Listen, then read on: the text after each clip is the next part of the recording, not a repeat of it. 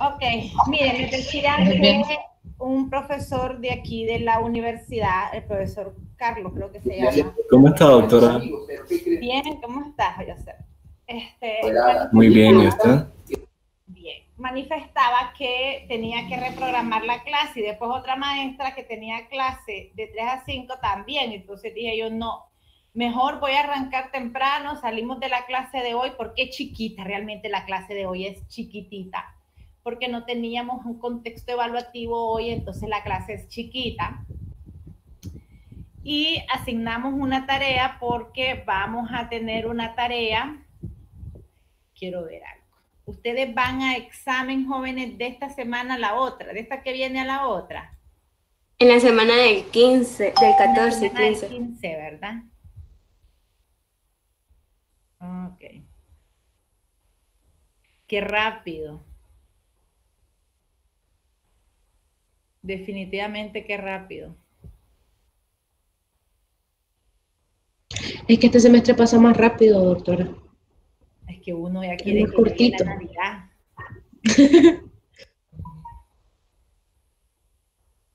Ok, mis chicos. Vamos a buscar cómo empezar. Está Giliana aquí. Sí, está Gilian, Joao. Y Sí, doctora, aquí estoy. la Pamela, ¿qué han sabido de ella? No estuvo en la clase pasada.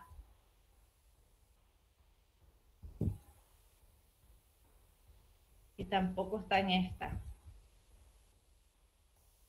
Bueno, vamos a comenzar, pues, jóvenes. Voy a ir abriendo la clase. Doctora, entonces lo del seminario del viernes que viene sería lo de la clase de este miércoles, que fue de hormonas corticosuprarrenales, y lo de hoy. Sí, así es. Ah, bueno. Doctora, ¿va a subir la clase del miércoles? No la subí. Bueno, a mí no me aparece. ¿Y el resto? No, doctora, no la ha subido. No, doctora, no la Qué subió. barbaridad, muchachos. ¿Cómo es posible? Pensé que iba a No se esperar hasta preocupe, la clase doctora. de hoy No, para subirla todas entendemos que juntas. usted tiene que ir al hospital.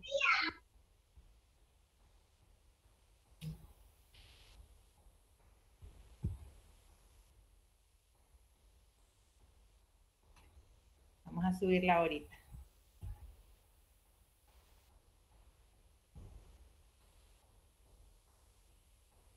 Subí la indicación de la tarea. Eso fue lo que subí.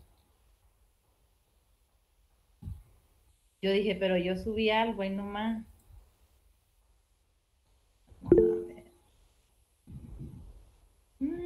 Viene un gran palo de agua.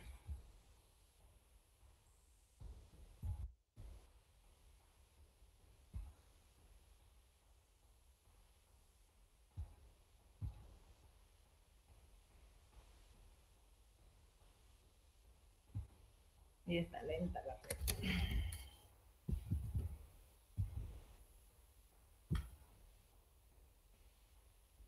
Revisen, jóvenes, por favor.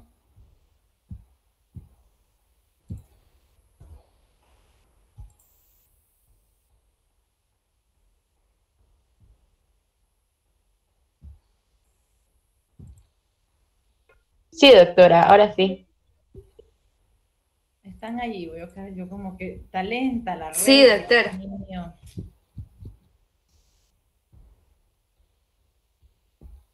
Voy a buscar la clase.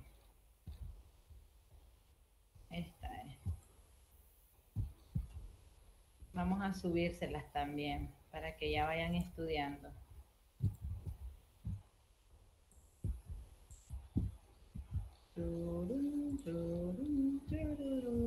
Muchachos, ¿y ustedes han ido a hacer práctica o algún laboratorio? No, doctora. No, doc. Qué mal, ¿verdad? Qué mal. Según que para octubre. Ya se vamos a ir. Ok, les subí algo más, jóvenes, revisar.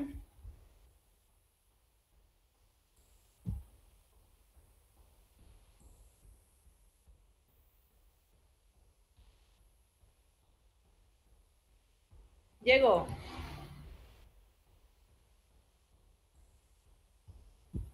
¿La subió en noticias o en alguna carpeta?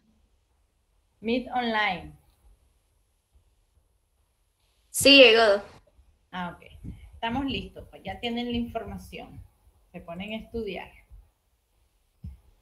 Ah, jóvenes, entonces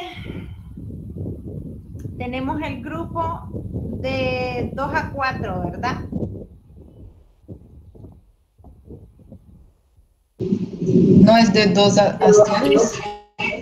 Y de 2 a 4, de 3 a 4 y de 4 a 5. Está bien, después yo lo organizo con los que ustedes mandaron.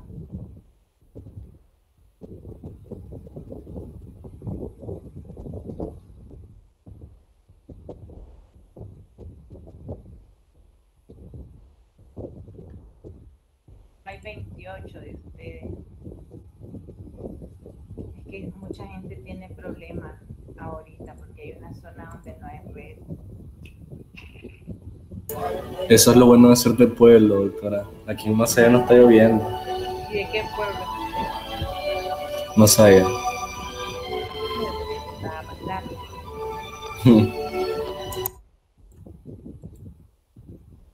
Ajá, y hoy en la clase con música. Sí, me ayuda a concentrarme.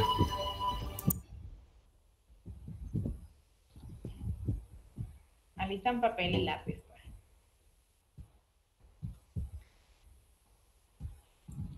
Ok. Vamos a comenzar entonces. Vamos a ver.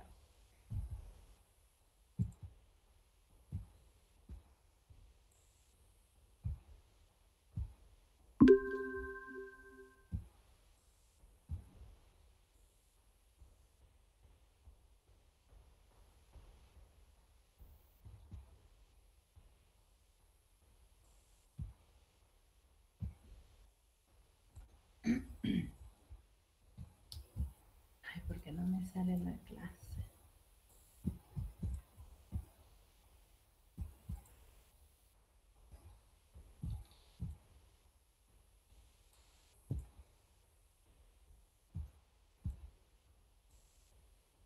Ahora sí.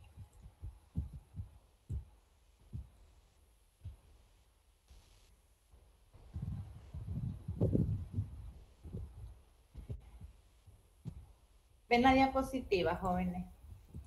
Sí, Sí, doctora. doctora. Sí, doctora. El tema de hoy es insulina, más que todo insulina. Ahí vamos a ver glucagón, pero glucagón es lo que quiero que me aprendan, es la función. Y vamos a ver la parte de diabetes mellitus, que esa la van a dar ustedes. Después les voy a decir cómo la van a dar. Entonces, hoy yo les voy a dar insulina porque me interesa que manejen bien la parte de insulina. Me interesa que la manejen porque el 90% de los que están recibiendo esta clase no creo que vayan a poner glucagón intravenoso. Entonces, por cuestiones de que es una hormona de vital importancia, ustedes tienen que dominar qué es, dónde se produce, para qué sirve y cuáles son sus funciones. Eso es lo que tienen que manejar de glucagón. La diabetes es lo que se van a enfrentar todos los días, así que eso lo vamos a hacer más bonito, lo vamos a hacer de manera evaluado, lo vamos a hacer expositivo. Insulina es el tema que vamos a abordar el día de hoy. Bien, ustedes en el semestre anterior, ustedes vieron y hablaron acerca de páncreas. El páncreas es una glándula exocrina y endocrina.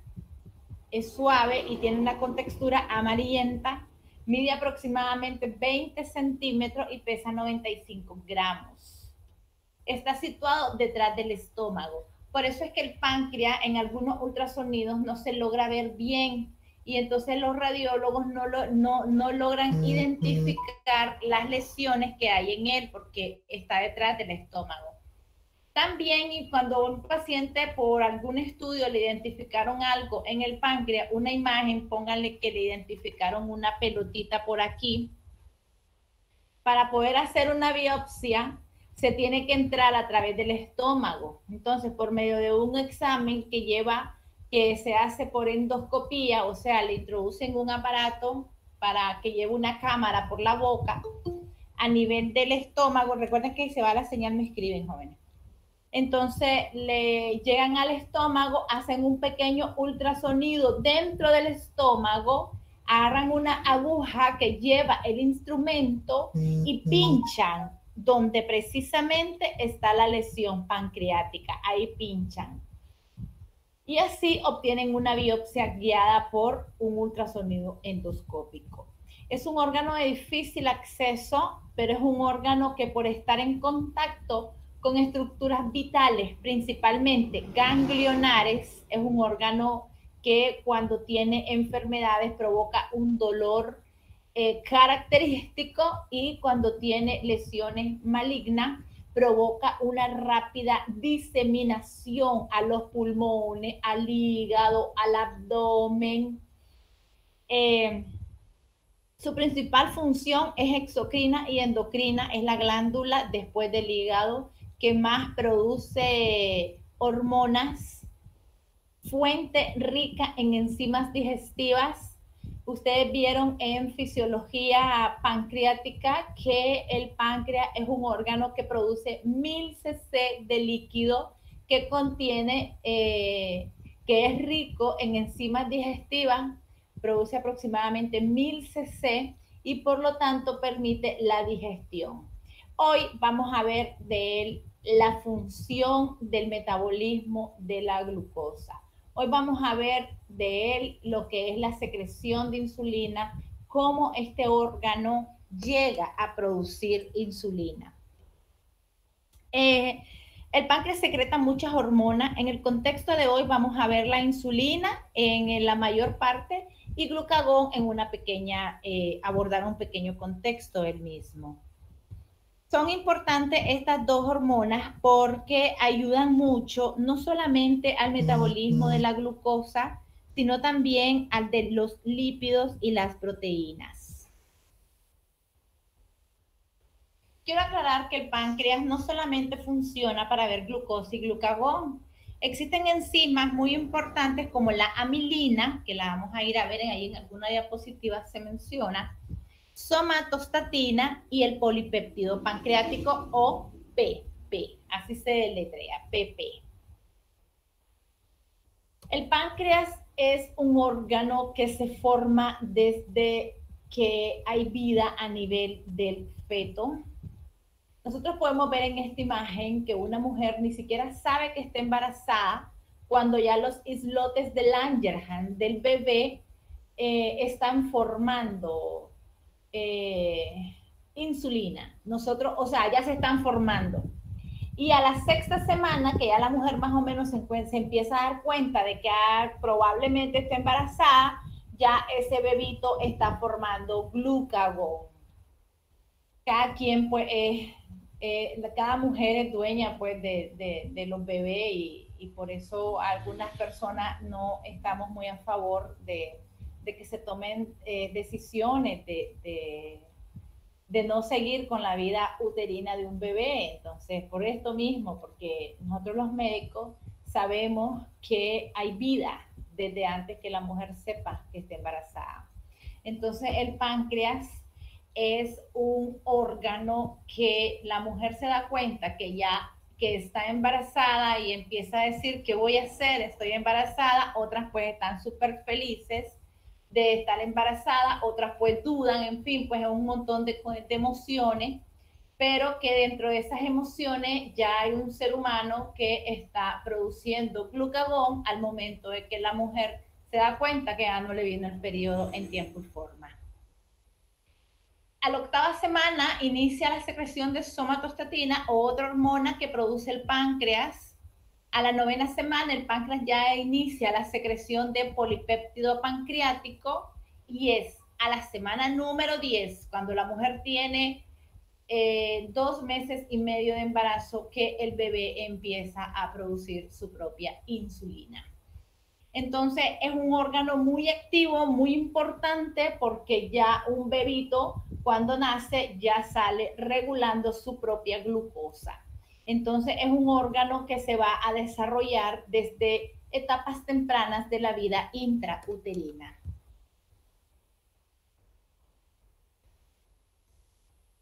Bueno, antes de entrar a lo que es la historia de la insulina, algo importante que se me olvidó mencionar acá es que, esto ustedes ya lo vieron, el páncreas está compuesto por dos tipos de tejido. Quiero que solo recordárselos porque yo sé que ustedes ya lo vieron.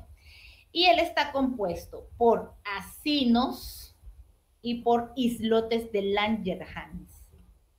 Los acinos producen los jugos pancreáticos o jugos digestivos y los islotes de Langerhans producen insulina y glucagón. Más o menos el páncreas tiene de 1 a 2 millones de islotes. Sí, de 1, casi 2 millones de islotes pueden haber en el páncreas. Y ellos se van a organizar, muchachos, en torno a rodear un capilar. Y los islotes tienen 3 células importantes: alfa, beta y delta. Yo sé que esto ustedes ya lo vieron, pero yo se los estoy obligada a, como dijo Joseph en la introducción de su trabajo de hipotálamo. Es obligado hablar de hipotálamo a la hora de aprender endocrinología. Así comenzó Joseph. Yo leo todo lo que ustedes ponen, lo leo yo. Y me gustó la introducción que puso. Y así es. Es obligado que si yo vengo a hablar aquí de páncreas, yo tengo que recordarle a ustedes que el páncreas está compuesto por acinos y por islotes. Son tejidos del páncreas. Y se van a organizar de tal manera que van a rodear un capilar. Porque acuérdense que es una glándula también con función endocrina y que va a vertir su hormona en la sangre. Por eso es que los islotes de Langerhans los vamos a encontrar en su mayoría al lado de los capilares, así como los acinos. Y los islotes, aproximadamente les dije que habían como 1 millón a 2 millones de islotes. Los islotes tienen 3 tipos de células: alfa, beta y delta. La beta, van escribiendo, jóvenes. Sí, doctor. La célula beta representa el 60% del islote de Langerhans y es la que produce insulina y amilina. La célula alfa representa el 25% del total de las islotes de Langerhans y es lo que me produce glucagón. La célula delta solo representa el 10% y secreta somatostatina. También van a encontrar otro tipo de célula que se llama célula PP, muy en menor cantidad, y secreta el polipéptido pancreático, otro tipo de enzima. Ok. Ahora sí ya les di una introducción de lo que ustedes, recordándoles un poquito de lo que yo sé que ustedes saben. Hablando un poquito de la historia, miren, es bien bonito cuando uno empieza a estudiar cómo llegaron los científicos a determinar. Ustedes saben, en aquellos tiempos, sin los medios, sin las condiciones, sin las tinciones, sin el microscopio avanzado, en 1920 ya habían ciertos conocimientos de la insulina. Cómo el hombre es capaz de ir avanzando en el desarrollo médico. En 1920 ya se conocía un poquito de esto. El ser humano siempre ha sido muy curioso y pues la historia del desarrollo de la insulina es bonito. En la era de 1869, un científico, Paul Langerhans, que era estudiante de medicina en Berlín, encontró grupos de células en el páncreas. Y esta célula, él llegó a agrupar esta célula. Y este estudiante encontró estos grupos celulares, le llamó la atención hoy en día y con el tiempo empezaron a llamarse islotes de Langerhans. Islotes por la manera como los vamos a encontrar como islas. Y el centro, el capilar. Fue después que hubo este hallazgo, el doctor Allen observó cómo las personas con diabetes empeoraban si comían mucho. Entonces miró que las personas que comían más y que tenían cierta condición patológica que las hacía orinar, engordar, beber agua, y empeoraban si comían más. Y entonces llegó el momento crucial y fue lo que abrió la pauta de definir qué es lo que pasa si estas personas comen, si, con qué puedo yo bloquearle esto. Entonces, a principios de la década de 1920, otro científico, Frederick Inns, junto con Charles Best, aíslan por primera vez la insulina del páncreas. Y lo hacen, lógicamente, en animales. Y lo probaron en un perro que era diabético. Y observaron cómo se redujo en 2 horas el nivel de azúcar en sangre. Entonces, en ese momento, la insulina se empezó a asociar como, que empezaron a notar que la insulina se asociaba o que tenía bastante relación con el azúcar de la sangre y que ejercía efectos importantes en la alimentación.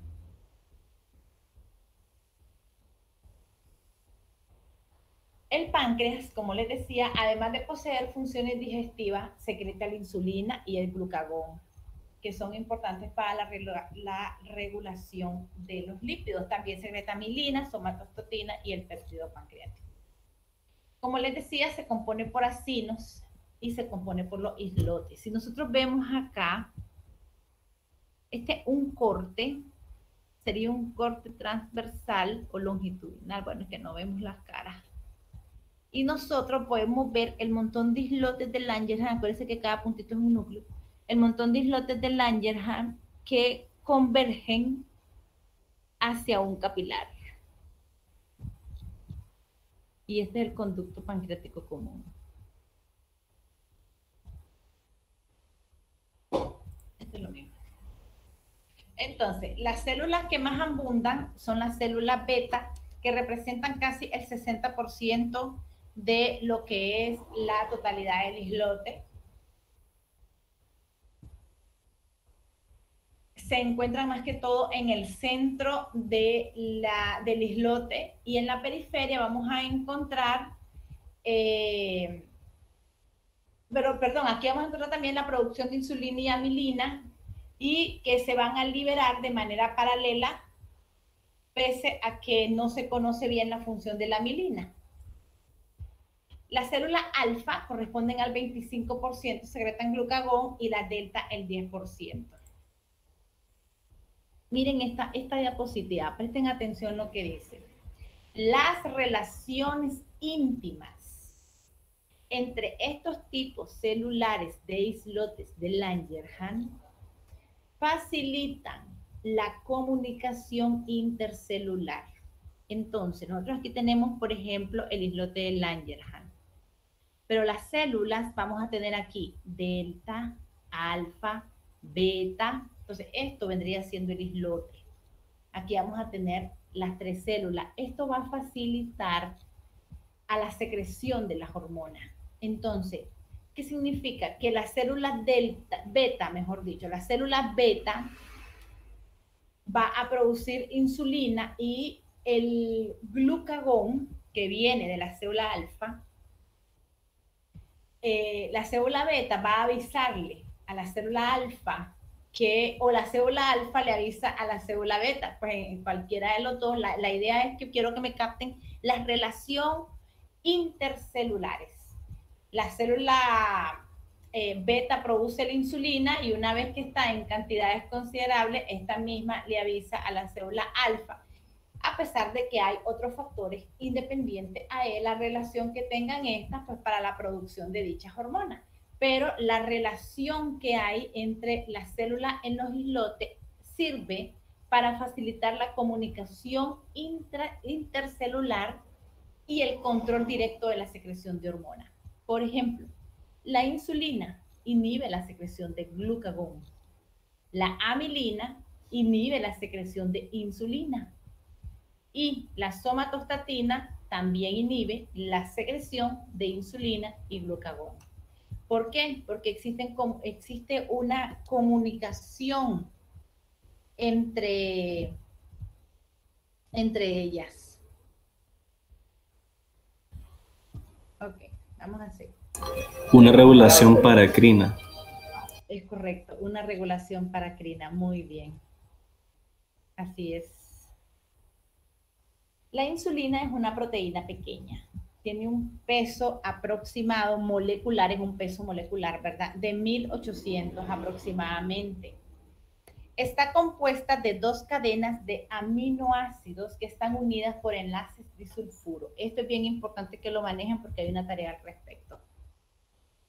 Cuando se separan las cadenas, se pierde la actividad funcional de la insulina.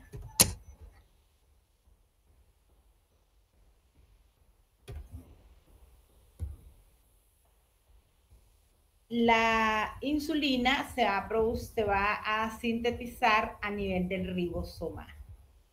Y su bueno, lo vamos a ver más adelante, su síntesis es bien compleja. Como les decía, está compuesta por 2 cadenas polipeptídicas, una cadena alfa con 21 aminoácidos y una cadena beta con 31 aminoácidos. Se van a unir por puentes disulfuro.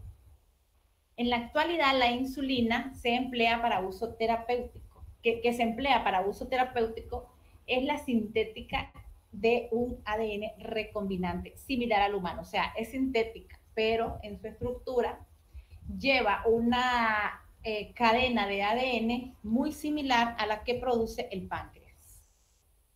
Van a trabajar ustedes mucho cuando estén en 6º año, cuando ya estén graduados, con el uso de la insulina, porque ustedes le van a decir al diabético en qué momento va a pasar a la siguiente fase, que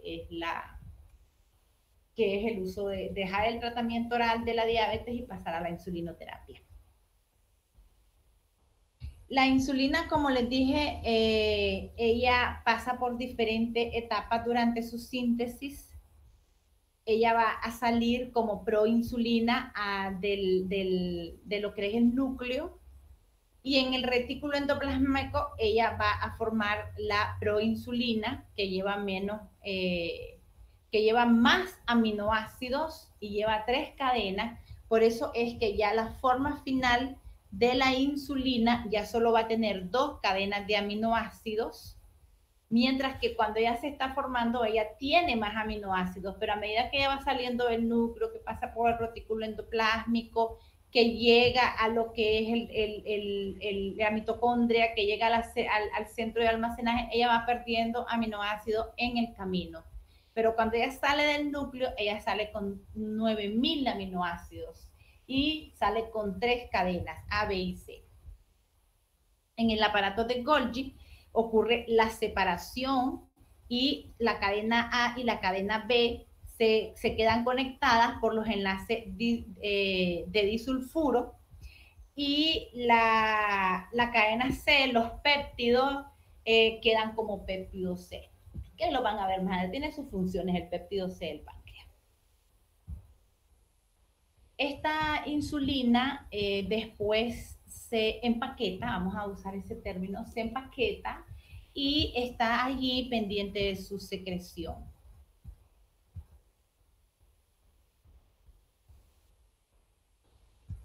En solución diluida, como se encuentra en la sangre, la insulina se presenta en forma de monómero, y los que presentan en los viales, o sea, los que van a ir a una farmacia a comprar la insulina, viene en forma de examen, por asociación de 6 monómeros. O sea, es más pesada la insulina que usted va a ir a comprar que la que el paciente produce, es más pesada.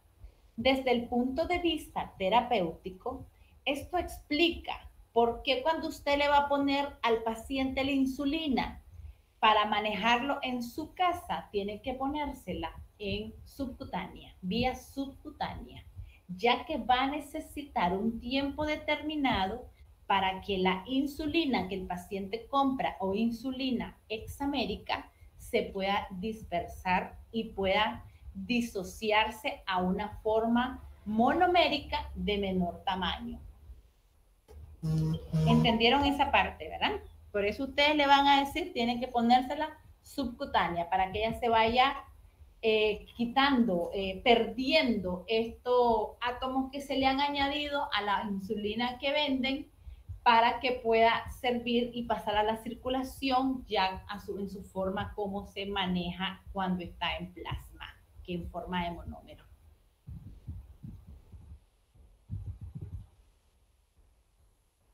Algo importante aquí es que la mayor parte de la insulina que circula, en plasma, tiene una vida media corta.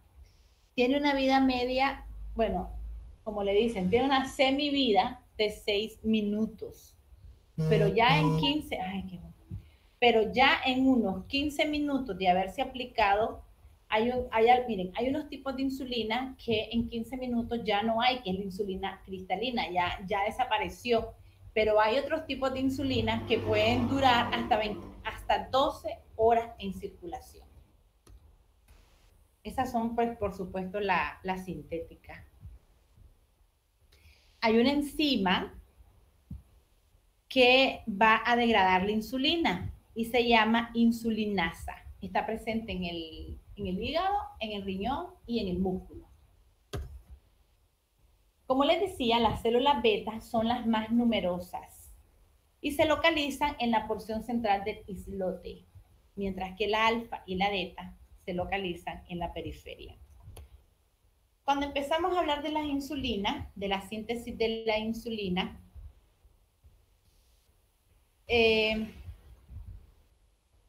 nosotros hablamos de que pasa o comienza con una fase que se llama pre-proinsulina. El gen se localiza en el cromosoma 11 y por acción de proteasas es procesada a proinsulina, donde está formada por una cadena de aminoácidos encontrándose en formas de vesícula en el aparato de Golgi y en los gránulos secretorios, de donde por acción de enzimas va a perder sus enlaces y la cadena A y la cadena B va a unirse por enlaces y la cadena C se termina perdiendo y forma lo que es el péptido C, mientras que la cadena A y la cadena B ya forman la insulina lista para su liberación. Más o menos aquí podemos ver cómo viene ella. Yo les decía anteriormente, pues, que cuando sale de lo que es la síntesis, ella sale conectada, salen con 3 cadenas de péptidos A, B y C, y pues puede salir, sale como proinsulina. En esta condición sale como proinsulina, que es como la podemos ver aquí: cadena A, cadena B, cadena C. Pero por compartir los mismos aminoácidos, la cadena A y la cadena B se van a unir por enlaces, como les decía, uniones disulfuro, y ellos se van a unir y van a formar lo que ya no es proinsulina, ya es insulina. Mientras que la cadena C, esta se va a separar totalmente, y los péptidos que lleva esta cadena ya va a formar lo que es el péptido C. Se van a empaquetar en forma de gránulos secretores en el citoplasma y ahí van a permanecer hasta su liberación. Les decía que la insulina propia, la nuestra, la que produce nuestro ADN, puede tener una vida en circulación de hasta 15 minutos y una semivida de acción rápida de 3 a 5 minutos. Mientras que las que ya vienen preparadas para venderse comercialmente pueden durar, porque yo les decía, a estas les ponen, sus uniones son con el ion zinc, si no mal recuerdo, y entonces a estas hay que aplicar la vía subcutánea para que se desprendan las cadenas, y por lo tanto, dependiendo del número de átomos de zinc que se le pusieron, pues podría ocurrir que tarden entre algunas 30 minutos para semivida, otras hasta 12 horas en circulación. Para eso están diseñadas, para que usted se la dé al paciente 2 veces al día, en la mañana y en la noche. Hay una que se llama insulina Lantus, que esa es la que me van a investigar ustedes. Más adelante se los explico. Ok, existe una constante interacción entre las células del islote. El glucagón va a estimular la secreción de insulina y al contrario, la insulina va a inhibir la secreción del glucagón. Y la somatostatina puede inhibir la secreción de ambos. Va a estar inervado, va a tener una inervación parasimpática exclusiva del nervio vago. El nervio vago estimula la liberación de insulina y va a haber una rama del nervio adrenérgica que va a inhibir la secreción de insulina. Entonces, la inervación del páncreas está dado por el nervio vago. Él es el encargado de estimular o de inhibir la secreción de insulina y a la vez de estimular la de glucagón.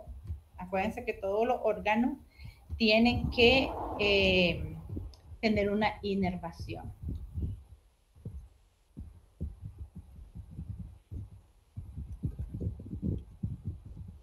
Entonces, la insulina es el mayor estímulo para la liberación, la glucosa, perdón, es el mayor estímulo para la liberación de insulina. ¿De qué depende de que yo libere insulina? De la glucosa mía. Por eso, más adelante vamos a ver que la insulina se libera también por pulsos, pero va a haber una secreción basal. Si yo, por ejemplo, vengo ahorita y me como que les digo yo, un chocolate completo, mi páncreas va a percibir que la glucosa, perdón, va a estimular al páncreas para que se ocupe todo ese chocolate que yo me estoy comiendo en este momento. Entonces va a producir insulina. Cuando ya los niveles de este chocolate que yo me comí, ya los niveles de este azúcar ya han llegado a estar muy bajos, entonces y si hay mucha insulina, el glucagón frena esta respuesta y viceversa.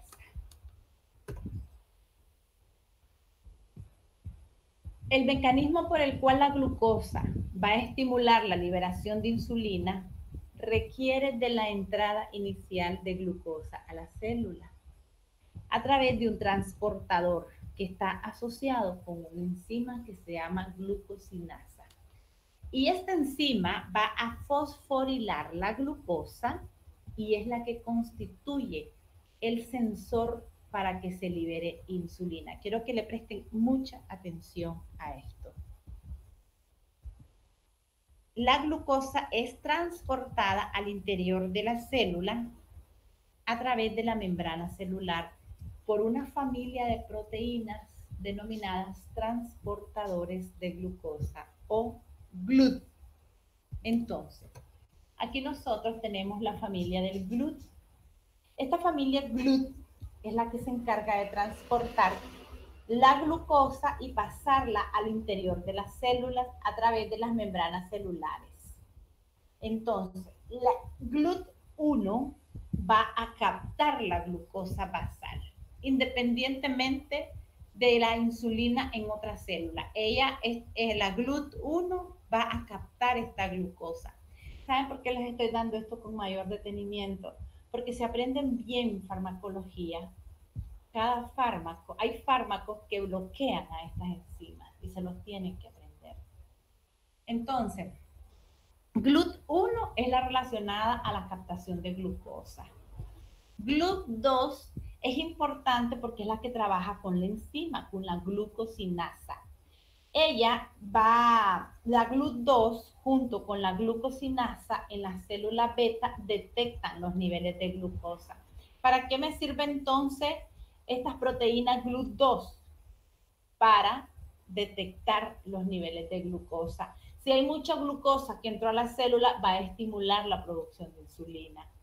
La GLUT3, relacionada con la captación de glucosa, pero en células que no son cerebrales, son menos importantes.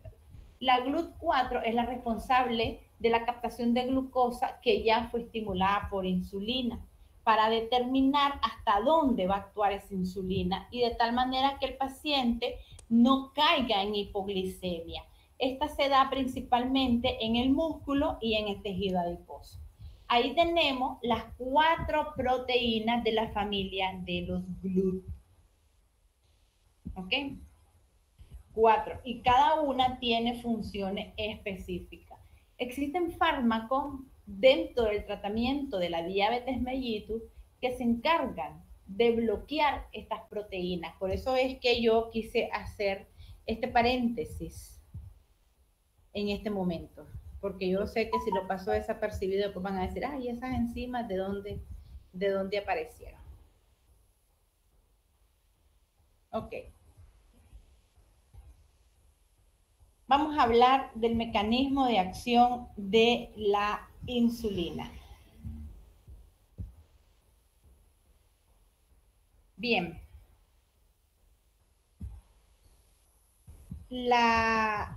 Esto es un círculo, ¿cómo les diría yo? Es una retroalimentación al inicio positiva, porque el cuerpo va a pedir la glucosa, las células de nuestro cuerpo va a pedir la glucosa y después tiene que haber una retroalimentación negativa porque cuando ya excediste el límite de glucosa que tiene que haber en la sangre, entonces tenés que llamar a la insulina para que te disminuya el excedente de glucosa que se produjo. Entonces, comencemos desde lo más básico que no lo dice allí. La insulina, cuando ya va a bajar los niveles de glucosa, tiene que hacer el primer paso. Inactivar a la fosforilasa hepática, una enzima que degrada glucógeno. Acuérdense que el glucógeno es el almacenamiento energético. Y cuando el cuerpo necesita glucosa, entonces el hígado empieza a degradar glucógeno. Degrada y degrada y degrada y degrada y degrada. De repente el mismo cuerpo que tiene un sensor por las células GLUT, por las proteínas GLUT, discúlpeme, entonces viene y dice, ojo, ya no siga degradando. Necesitamos mandar a bloquear al hígado para que cese la producción de glucosa. Y entonces es allí donde en coordinación con el páncreas se libera la insulina y la insulina se va inmediatamente al hígado y le dice a una enzima que se llama fosforilasa hepática, detente, no sigas degradando más glucógeno. Ok, entonces después va a venir acá. Después venimos y comenzamos entonces acá. La célula B posee digamos, es una célula beta pancreática. Entonces la célula beta posee un gran número de transportadores de glucosa de tipo 2, GLUT2. Estos serían los transportadores de glucosa de tipo 2. Gracias a él entra la glucosa en la célula para mantener, entra la glucosa y como él mismo sirve de regulador, mantiene las concentraciones en la sangre dentro de límite fisiológico. Una vez dentro de la célula, la enzima glucosinasa, como la vemos acá, ya la glucosa entró, entonces la enzima glucosinasa fosforila a la glucosa y la convierte en glucosa 6-fosfato. Aquí está. Entonces, este es el paso más importante en el metabolismo de la glucosa en la célula beta. Es el mecanismo más importante. Ok, entonces la glucosa 6-fosfato se va a oxidar. Y se va a oxidar, ¿y qué va a generar? energía. Por eso la glucosa es nuestra fuente energética. Se fosforila y se oxida a trifosfato de adenosina, o lo que nosotros conocemos como ATP. El ATP inhibe los canales de potasio sensibles al ATP en la célula. El cierre de estos canales de potasio, porque el ATP lo va a mandar a cerrar, el cierre de estos canales de potasio van a despolarizar la membrana. Acuérdense, miren, despolarizó la membrana. Y al despolarizarla, abre los canales de calcio controlados por voltaje, como en el corazón. Por ende, entra calcio a la célula. Y el calcio estimula la fusión de las vesículas que ya tienen lista la insulina para que la liberen a la membrana celular. Y entonces se da la secreción de la hormona hacia el líquido extracelular mediante exocitosis. Ahí les expliqué el mecanismo de acción de cómo se da la liberación. Ya en las diapositivas anteriores yo les había explicado pasito a pasito cómo se daba la producción de insulina por la célula beta. Entonces, yo les dije que cuando ya ella se desprende de su cadena C, se va a almacenar en vesículas a nivel del citoplasma, esperando únicamente el estímulo del calcio para liberarse por exocitosis, irse a la circulación y llega a nivel de lo que es el hígado a darle la orden que no, a inactivar, mejor dicho, a la fosforilasa hepática para que no degrade glucógeno y de esta manera bajar los niveles de glucosa en sangre. Pero no solamente hace eso, también va a hacer que la glucosa que ya se degradó y que está en excedente sea captada por el hepatocito por medio de una enzima que se llama glucosinasa. ¿Qué es lo que va a hacer la glucosinasa? Venite glucosa que estás en excedente en la circulación, entra aquí al hepatocito y quedas atrapada de forma transitoria. Esa es la función de la insulina. Y en 10 minutos ya no habrá más insulina en la circulación que cumpla otra función. Ya esta molécula de insulina, por ejemplo, que salió y se fue al hígado, esta molécula ha quedado totalmente degradada porque ha cumplido su función, para lo cual se envió hacia el hígado. ¿Alguna pregunta hasta el momento?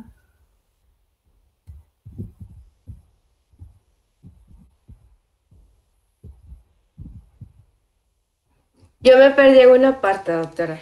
Ay. A partir de la glucosinasa, en la captación. El problema es que hayamos una hora casi de clase, los voy a aburrir. Yo de todas maneras aquí les voy a subir la clase, ¿ok?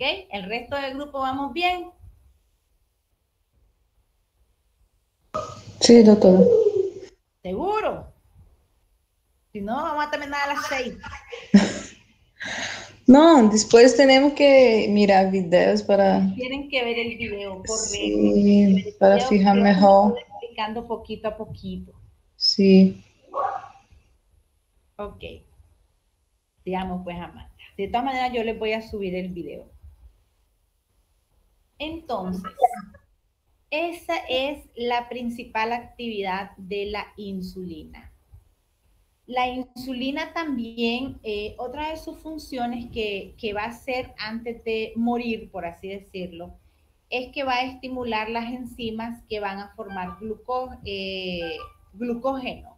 Acuérdense que la glucosa se almacena como en forma de glucógeno. Entonces, ella va a agarrar esa glucosa que va a entrar al hepatocito, ella la va a guardar, la va a ir guardando, la va a ir aguardando, va a estimular entonces a una enzima que se llama glucógeno sintetasa. Entonces, si yo les pregunto a ustedes que cuáles son las enzimas que estimulan la insulina, nosotros podríamos resumir. Primero, inactiva a la enzima fosforilasa hepática. Ya les dije para qué servía esta enzima, se la he dicho como 2 o 3 veces. Esa enzima, la insulina, la va a inactivar. Segundo, va a incrementar la actividad de la glucosinasa. Ya les había dicho para qué era la glucosinasa. Tercero, va a trabajar o va a incrementar a la actividad de la glucógeno sintetasa. No se les olviden las enzimas hepáticas por las cuales la insulina llega a ejercer su efecto.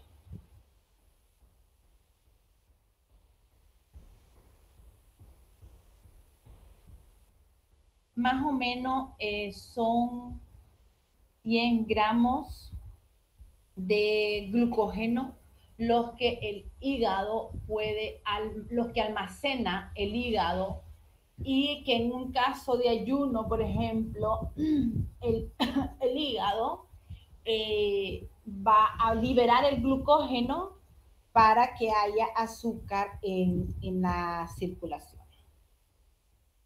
El hígado, muchachos, miren, ustedes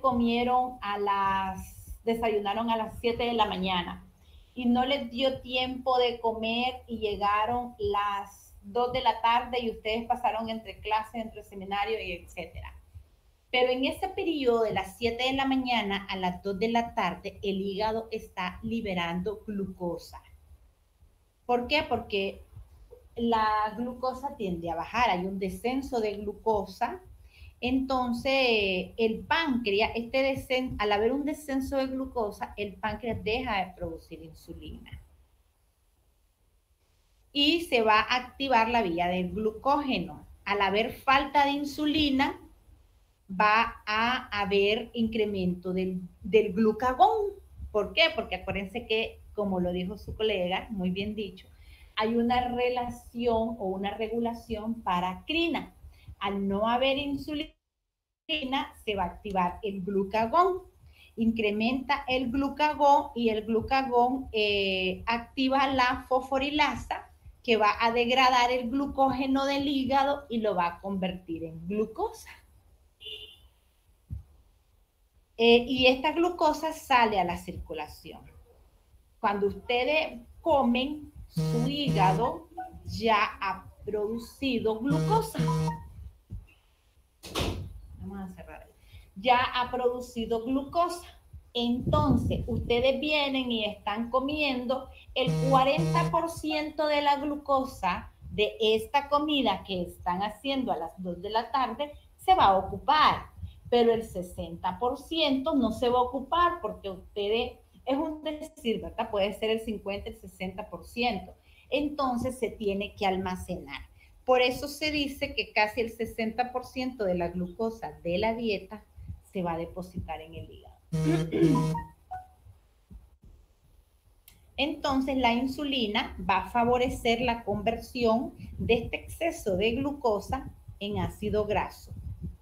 Y a la vez también va a inhibir la gluconeogenia hepática. Pero ustedes se preguntarán, principalmente Joseph, que es bien curioso, la Gillian, que es bien curiosa, la Cristian, que es bien curiosa, la Amanda, todos ustedes son bien curiosos. Y se van a preguntar, ¿y qué pasa con el excedente de glucosa? Porque si ya no, o sea, llegó, el hígado no va a poder almacenar. Si yo me como ahorita, por ejemplo, cuando ustedes van a esas comidas, ustedes que tienen reales van a comer a Don Cándido, y les sirven, ustedes han visto un filetón que parece que es más grande que el plato. Entonces, y ustedes vienen y se lo comen todo y ustedes creen que el hígado puede quemar todo eso. O no vamos a la carne, pues, porque todo eso es aminoácidos. Vámonos vámonos a un raspado, y se van a la Loli y compran un raspado de esos de pana gigante, y se lo comen solo ustedes. Claro, les dio la capacidad de comerse todo ese montón de azúcar, pero el hígado no tiene la capacidad de almacenar todo lo que usted se comió. Y si se bebió, por ejemplo, medio litro de Coca-Cola, ¿ustedes creen que el hígado va a poder almacenar ese montón de Coca-Cola, ese montón de azúcar? Si ustedes se han bebido aproximadamente como el de media libra de azúcar, no puede. ¿Y qué pasa entonces con ese montón de azúcar? Ustedes que son bien curiosos. Cuando ya el hepatocito no puede guardar más glucosa, todo ese montón excedente de glucosa se convierte en ácido graso. Se convierte en ácido graso, que después, por otros mecanismos que no van con la clase, se van a empaquetar estos ácidos grasos y forman Aterosclerosis. Correcto, felicitaciones. Les digo que bien curiosos, son bien curiosos. Y entonces va a empaquetarse y va a formar triglicérido. Va a formar triglicérido y este va a andar dando vueltas ahí junto con toda la grasa y el sebo que anda en la circulación. Así es. Con razón estoy gordito. De viaje, Ay, Dios mío. una cuarentena prolongada. 175 días llevamos ya de virus, de pandemia. Uy, yo hago ejercicio todos los días. Eric desayuna Coca-Cola con café. Dios santo. Ok, entonces el hígado estimula la utilización de glucosa promoviendo la gluconeogénesis. Estimula, esto es lo que hace la insulina, ¿verdad? A nivel hepático. Estimula el depósito de glucógeno, reduce o inhibe la producción hepática de glucosa, glucogenólisis, reduce o inhibe la formación de glucosa a partir de aminoácidos, gluconeogénesis. Entonces, como ella no puede seguir estimulando más producción, más glucógeno, entonces tiene que mandarse vía aminoácidos. Y como lo dijo la Amanda, pues esto es triglicéridos. A nivel del músculo esquelético, mejora la disponibilidad, mejora el almacenaje y la oxidación de glucosa. Estimula la translocación del transportador del GLUT4 del citoplasma a la membrana celular muscular.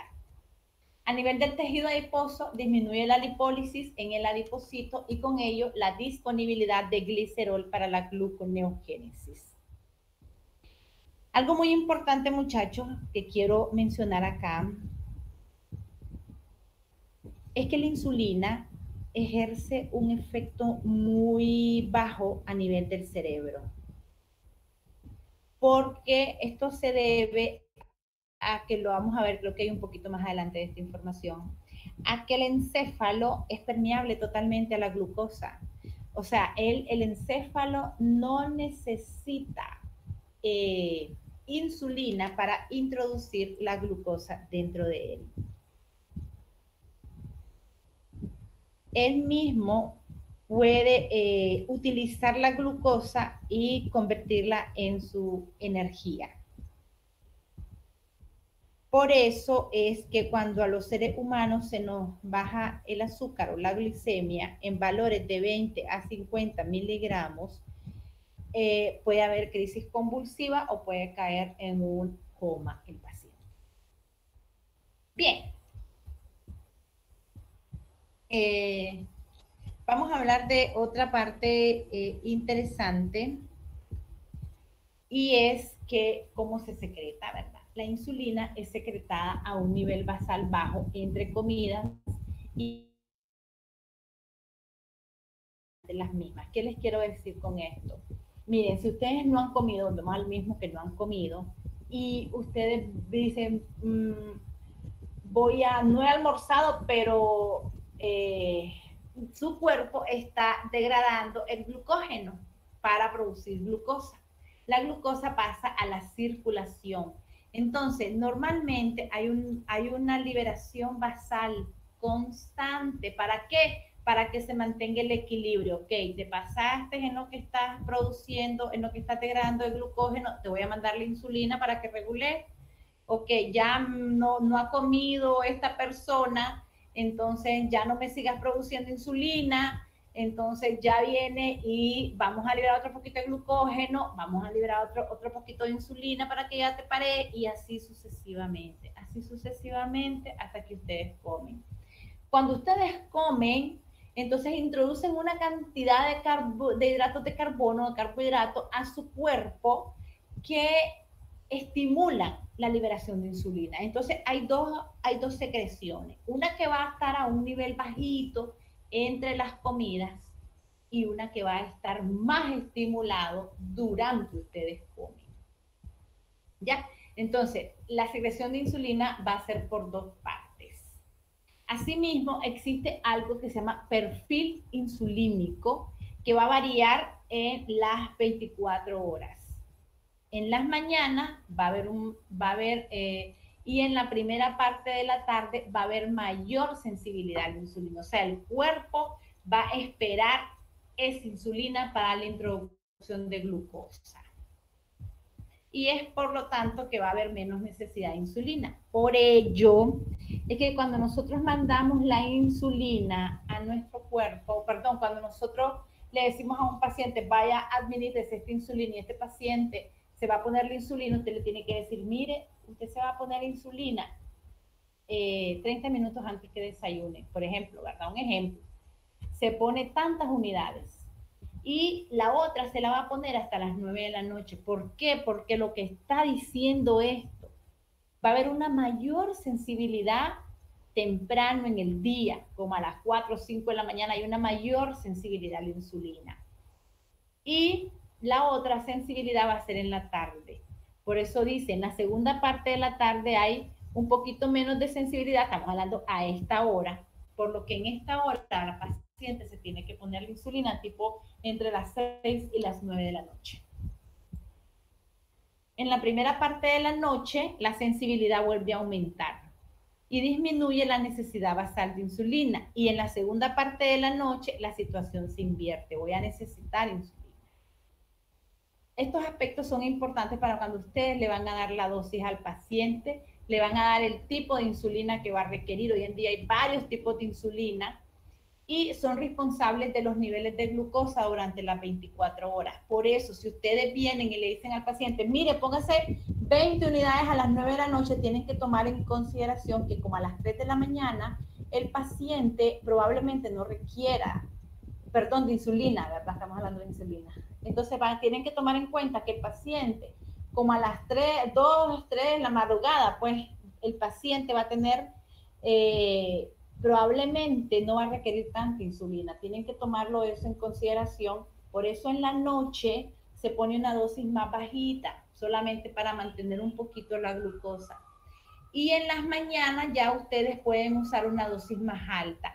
Por eso algunos endocrinólogos ponen las las 3/4 partes en la mañana y solamente una 1/4 parte. Más no es que en el día paso comiendo, requiero más insulina. Más o menos aquí lo vemos. Esta sería la insulina basal, que es la que va a estar suprimiendo la producción de glucosa entre las comidas y por la noche. Los niveles son casi constantes, como lo ven ahí, son niveles casi constantes.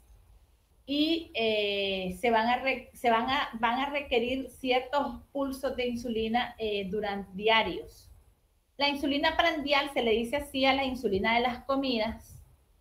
Esta se va a dar, aquí tenemos desayuno, tenemos almuerzo, tenemos cena.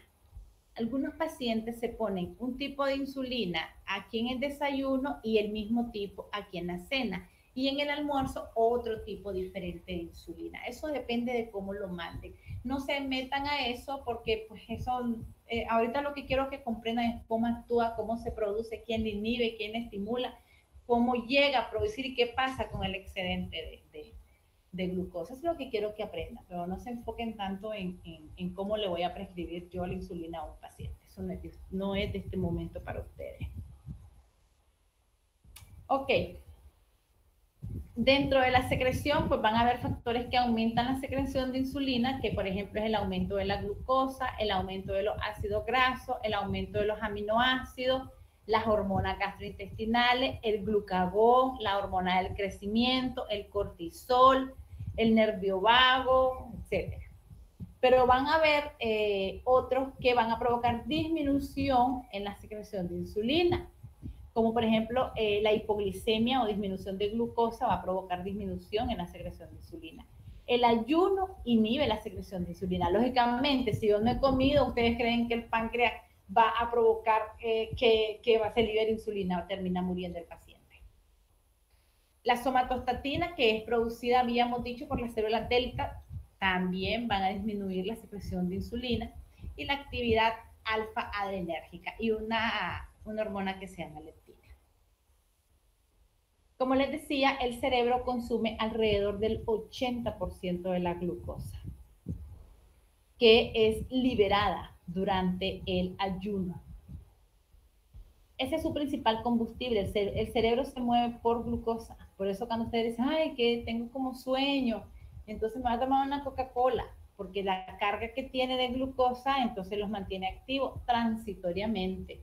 Pero ¿qué pasa con esa glucosa? Hace que con esa Coca-Cola hace que se libere una carga increíble de insulina. Entonces, a los media hora ya no andan Coca-Cola, azúcar de la Coca-Cola. Y como fue un excedente para el hepatocito, va directo a almacenaje tipo ácido graso.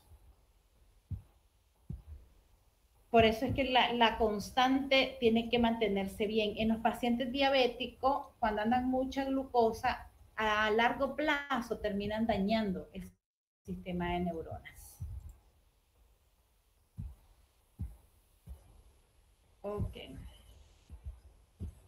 Este es un esquema de envase al receptor de insulina, cuando él se une al receptor, porque nosotros ya vimos cuando la glucosa entra y que se libera la insulina. Pero más o menos este es el esquema diferente. Este es el esquema cuando la insulina se une a su receptor.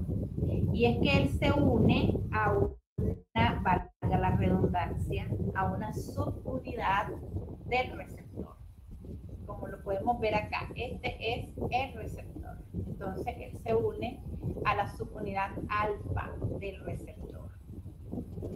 Esto va a determinar la autofosforilación de la subunidad P del receptor e induce, al fosforilarse la subunidad P, entonces él va a inducir la actividad de una enzima que se llama tirosinquinasa. Estas enzimas desencadenan una cascada de fosforilación celular que va a aumentar o reducir la actividad de las enzimas, como ya les había dicho, las enzimas que se ven involucradas. Entonces, la insulina va a intervenir en lo que es el metabolismo de la glucosa, de los lípidos y de proteínas. Entonces, estas enzimas de tirosinquinasa, esta actividad, perdón, de esta proteína tirosinquinasa, activa sustratos que dependen de la insulina y fosforila enzimas que trabajan en el transporte de la glucosa. ¿Se acuerdan que yo les dije cómo se llamaba esta?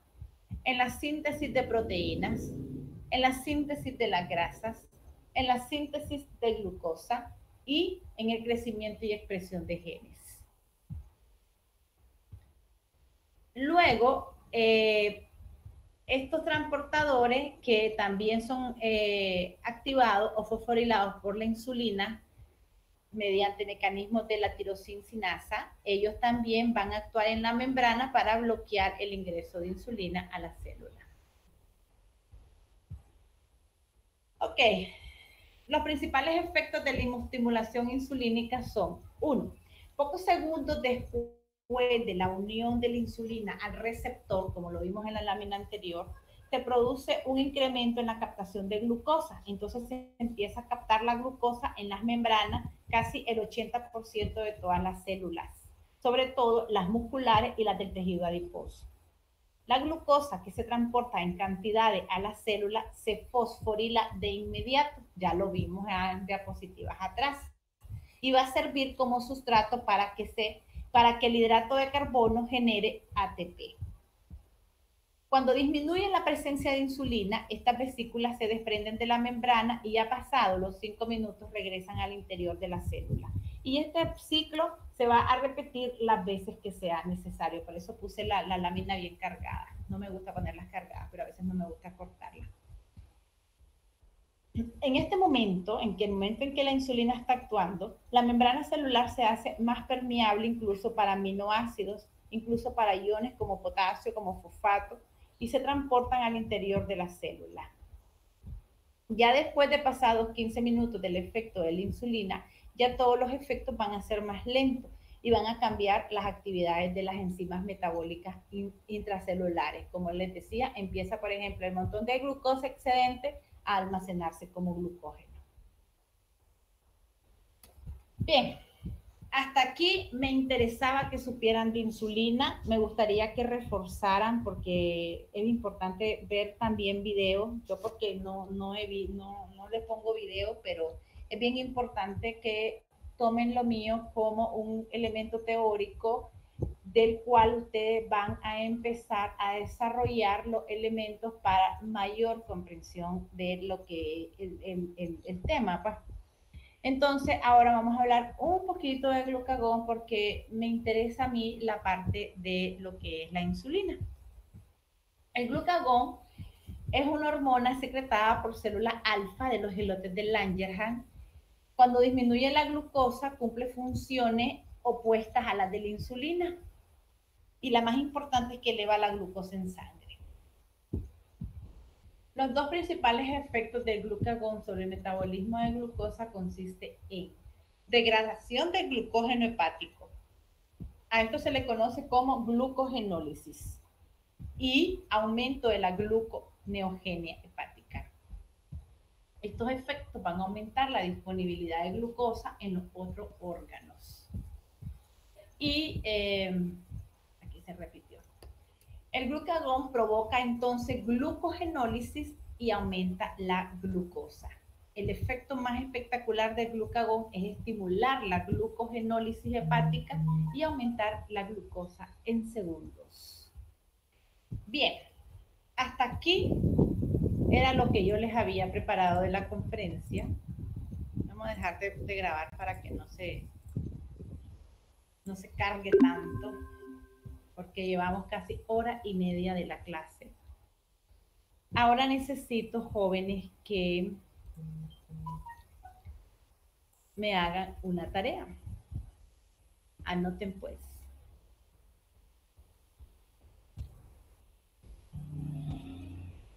Necesito que uno de los grupos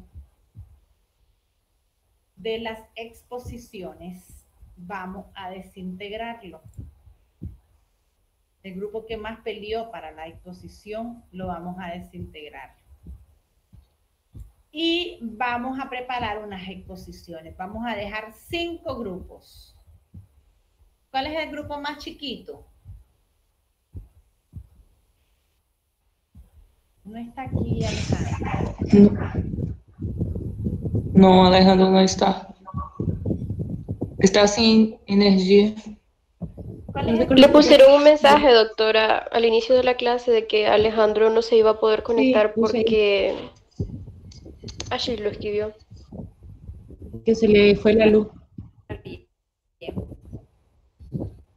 Ajá, sí, llamo, pero ¿qué? Yo estoy dando la clase y me pierdo. Ok, ¿cuál es el grupo más chiquito? Cuéntenme. Hay creo que son 3 grupos que tienen 5. El mío tiene... El grupo 2, no, perdón, sí, el 2, el 3, el 5 y el 6, todos tienen 5 personas. Todos tienen 5. Sí. Solo el subgrupo 1 tiene 6. El 1 y el 4 tiene 6 personas.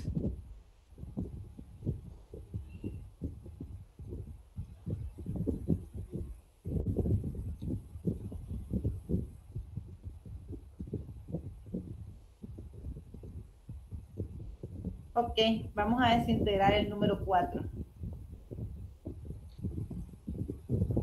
Amanda. No, doctora, el mío tiene 6. 2, 4, 6. Es cierto, Amanda, tienes toda la razón. Sí, el 1 y el 4 son 6 personas y todos los demás tienen 5. Listo. Vamos a integrar el número 2. No, qué hora. No, doctora, el grupo 2 no. El grupo 5, no, doctora. Cállense, No desintegramos los de El de nosotros no, doctora. Porque no desintegramos los de 6, que Vamos son a solamente 2. desintegrar el número Ajá. Los de 6. No, ¿y por qué? ¿Qué es lo que está pasando? Y el de 6 está hecho. Sale mejor y más eficiente desintegrar los que sobran para integrarlos a los que hacen falta. Por eso Yo vamos a me integrar sumo a eso. escúchenme, vamos a integrar el número 3. Vamos a desintegrar el número 3. No. Oiga, ya dejen de estar de berrinchudos, hombre. Sí, Ay, doctora. Yo digo que los vamos de a 6. integrar el grupo número 3. El que está Eric, Susan, Angie, Kristen y Carlos. Cuando hagan exposiciones de 6 grupos, ahí vuelven otra vez a unirse. Entonces, Eric, aquí Eric, Sí, doctora. te vas a hacer momentáneamente en el grupo número 4. Ok. Susan, te vas a hacer en el 2. Angie Alvarado.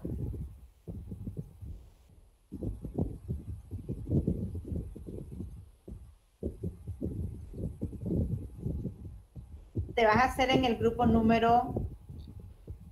Qué montón que hay en este grupo 1.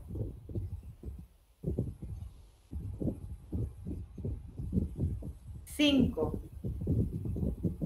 Crister García, te vas a hacer en el grupo 6. Y Carlos Sánchez, te vas a hacer en el grupo 1. ¿Estamos claros, jóvenes? Ok. Grupo número 1.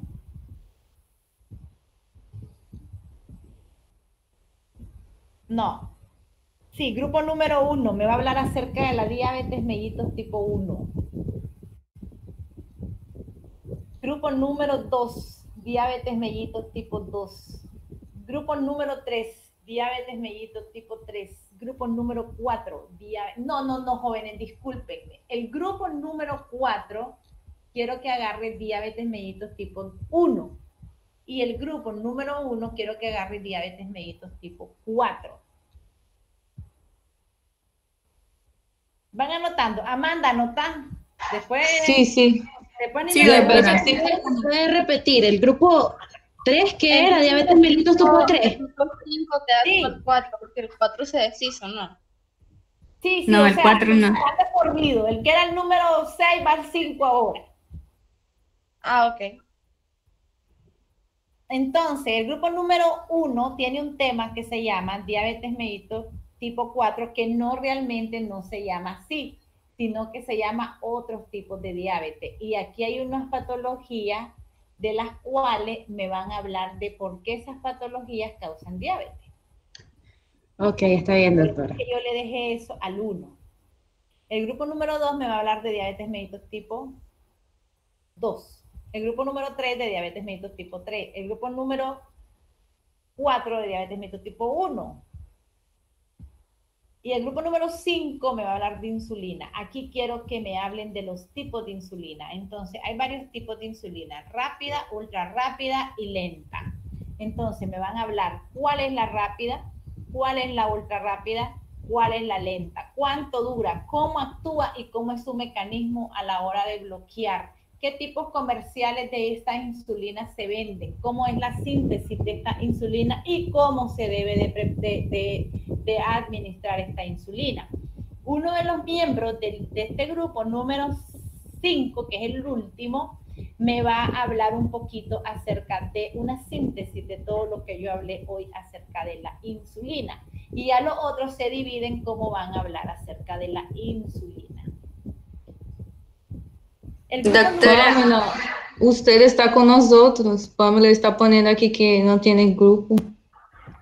Ok. Es el mismo. No sabía, perdón. La Pamela ha estado últimamente viendo al ICACO y ha perdido todo. Yo le he llamado, he pasado asistencia y la Pamela no estuvo el miércoles. No, profe, el miércoles no, pero hoy sí. Está bien, pues usted está ahí con alguien que yo no anoté, yo los agarré así al azar. Entonces, ¿qué quiero que me preparen? El de diabetes tipo 1, tipo 2, tipo 3, tipo 4, que ya sabemos que no es así, sino que el 4 ya sabemos que son otros tipos de diabetes. Entonces, ¿qué quiero que me preparen? 1, causas. ¿Cuáles son las causas de esta enfermedad? Con respecto al grupo que le toca la diabetes tipo 1, la causa es la parte más importante. Va a tener que haber dos o tres personas solo hablando de las causas de diabetes tipo 1. Si ustedes me hacen una presentación como la que se lucieron en el último, yo no les incluyo diabetes en el examen.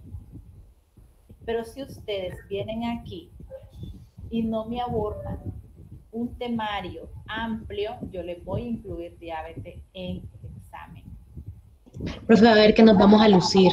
Se tienen que lucir. Doctora, dime. Perdón. Disculpe, doctora. ¿Para este también quiere un papelógrafo también? Ese es clave, mi amor. Ok, ¿y para cuándo sería la expo? El grupo número 1, cuando hablen acerca de lo que le pasó al páncreas, como aquella película que dice, ¿qué le pasó al lunes? ¿Qué le pasó al páncreas? Ahí van a tener que involucrarse 1, 2 o quizás 3 personas. Se van a tener que involucrar en la causa. Por eso puse ese. Ya lo otro, pues son los síntomas que dan y, ¿cómo les digo? O sea, es las manifestaciones clínicas que dan y cómo se hace el diagnóstico. Entonces son unidades más pequeñitas. Tampoco es que me van a venir a hablar la gran exposición y que vamos a ir a amanecer viendo exponer, no. Sino que como son menos grupos, pues probablemente vayamos más rápido. Es la fisiología, la alteración fisiológica, o sea, la fisiopato que quiero que me incluyan ahí. Como les decía, las causas, las manifestaciones clínicas, cómo se hace diagnóstico y la alteración principal. Con respecto a la diabetes tipo 2, que es la más común, al grupo que le tocó, pues va a ser más complejo porque cada miembro puede ser que agarre un temita, un subtema. La parte número 3, en esta pues es la diabetes gestacional. En esta me van a hablar de cómo se alteran criterios diagnósticos cuando yo le voy a mandar a medir el azúcar a la mujer, qué efectos tiene la glucosa o el efecto de la diabetes en pacientes embarazadas, qué efecto tiene sobre el bebé. ¿Cómo nace un bebé de una madre diabética? ¿Cómo nace morfológicamente hablando? A eso me refiero. Con respecto al tipo de otros tipos de diabetes, pues aquí hay varios subtemitas que también se los van a poder dividir. Igual necesito un reporte de cada exposición. Y con respecto al grupo que me va a hablar de tratamiento, vamos a especificar meramente el tema de la insulina. Quiero que me hablen de la insulina. Quiero que me hablen de la síntesis. Alguien tiene que venir a hablar un poquito de la síntesis, otro me tiene que hablar otra vez de las funciones, de la relación que va a tener con su liberación, su secreción, y otros me tienen que hablar de los tipos de insulina que se comercializan como rápida, ultra rápida, lenta, cómo se vende, cómo se debe de administrar, cómo lo debo de calcular. ¿Vamos bien hasta ahorita con la orientación, Joao? Doctora, una consulta. Sí, doctora, apuntando todo. Ok. Doctora.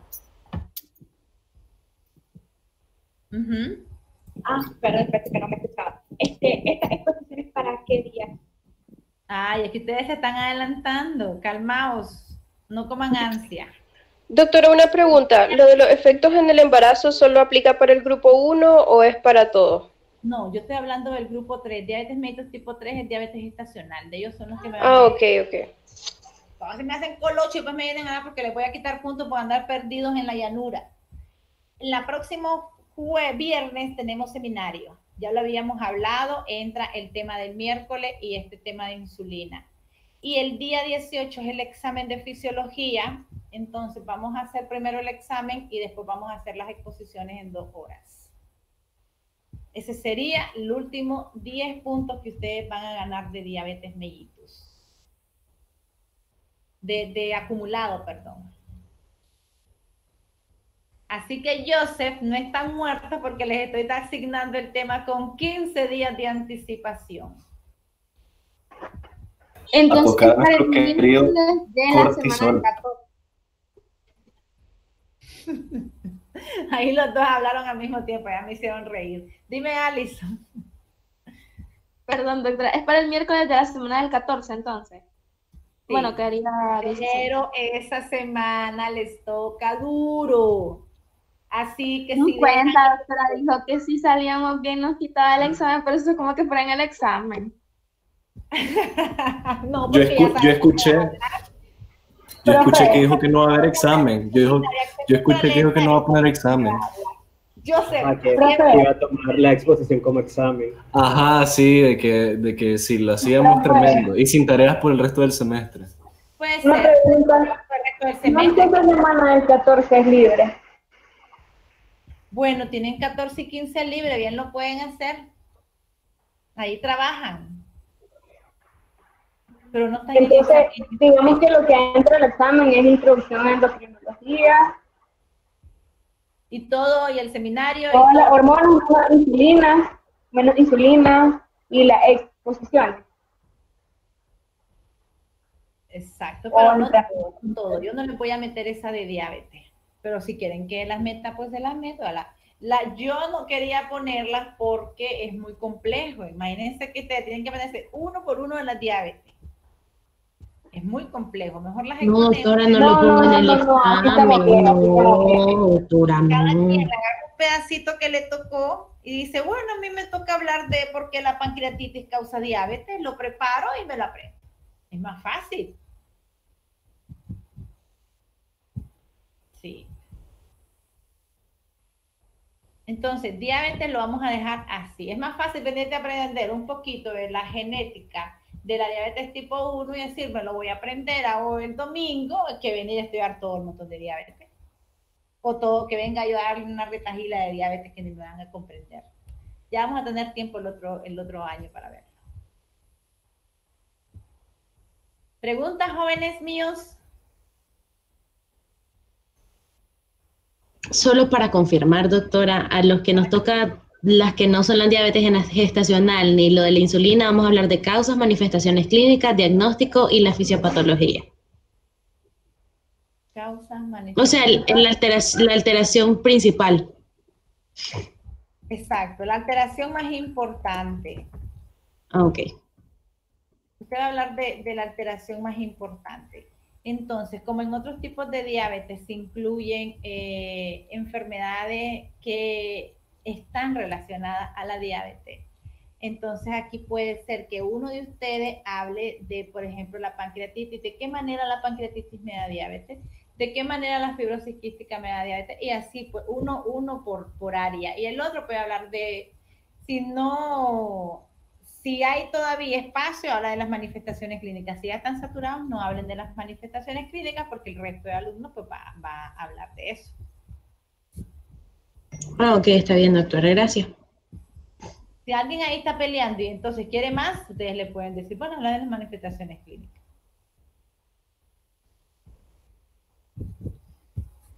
¿Preguntas, chicos? Yo solo quiero confirmar algo, doctora. Entonces, ¿el examen va a ser el día 18? Sí, es que creo que es el 18, jóvenes. Ya Es un viernes. Es un viernes. Sí. ¿Y la exposición sería antes del examen? El 16. Después, entonces, ok, entonces, ¿sigue siendo el 18 el examen? Déjame revisar. Aquí Okay. es el 18 el examen. Ok. Entonces, El miércoles de esa semana que viene, que es 23, de la exposición. Va a haber clase que lógicamente yo no se la voy a poner en el examen, así que no exijan mucho. Ya hice mis consideraciones. Ok, doctora. ¿Preguntas? Yo sí le puedo preguntar cuando ya se vayan todos. Así que. Okay. ¿Puedo? ¿Qué más, jóvenes? A ver, Abraham. ¿Pregunta? No, doctora, todo tranquilo. Paul.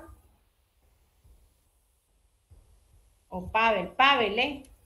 No hay pregunta. Ni está Pavel. Profe, una pregunta. Siempre la misma metodología, ¿no? Con el papelógrafo y los dibujitos y todo, ¿verdad? Sí, tal vez solamente un dibujito nada más, porque es más corto. Ok. Es más Ok. corto. Está bien, solo para confirmar eso. Juan Pablo, nada. María Ángeles. Todo claro, doctora. María Ángeles. Nos vamos a quedar con usted, doctora, al final. ¿Cuándo? O sea, al final de la llamada. Ah, bueno, ok. Bueno, pues muchachos, si ya entonces no hay preguntas, los dejo para hablar. Gracias, doctora. Tengo buenas tardes. Gracias, doctora.